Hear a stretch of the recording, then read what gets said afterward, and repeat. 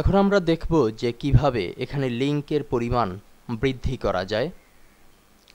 অর্থাৎ এখন এখানে 6 7 7টি লিংক আছে। আমরা যদি চাই যে এখানে 7টি না 10টি 15 20 আমাদের ইচ্ছে মতো যদি আমরা চাই যে এখানে লিংকের পরিমাণ বৃদ্ধি করা হবে, তাহলে আমরা কিভাবে সেটি সম্ভবপর করতে পারি সেটি এখন দেখব। আমরা অ্যাড নিউ এখানে ক্লিক করছি। আমরা এখানে লিখলাম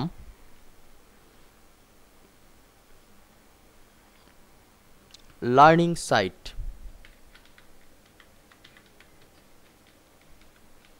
এই অপশনটি লিখে নাম দিলাম learning site, URL web address দিলাম।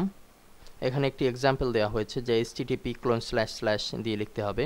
ডোন্ট ফরগেট দ্য http:// অর্থাৎ http:// দিতে ভুল করলে চলবে না। আমরা আমাদের সাইটের ঠিকানা দিলাম http://nextborishal.com। এরপরে আমরা চাইলে একটি ডিসক্রিপশন দেব, না দিলেও সমস্যা নেই।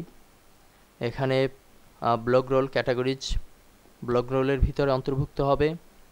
এখানে আপনারা টার্গেট দিতে পারেন, ব্লাঙ্ক দিতে পারেন, অর্থাৎ ক্লিকের মাধ্যমে নতুন একটি ট্যাব ওপেন হবে এই ধরনের যদি করতে চান তাহলে ব্লাঙ্ক দিবেন। তো আরও বিস্তারিত এখানে দেখে নিতে পারেন, আরও কিছু অপশন আছে, এগুলো খুব জরুরি বিষয় না, তারপরেও যদি দরকার হয় দেখে নিতে পারেন। তো এখন আমরা যদি অ্যাড নিউ বাটনে ক্লিক করি,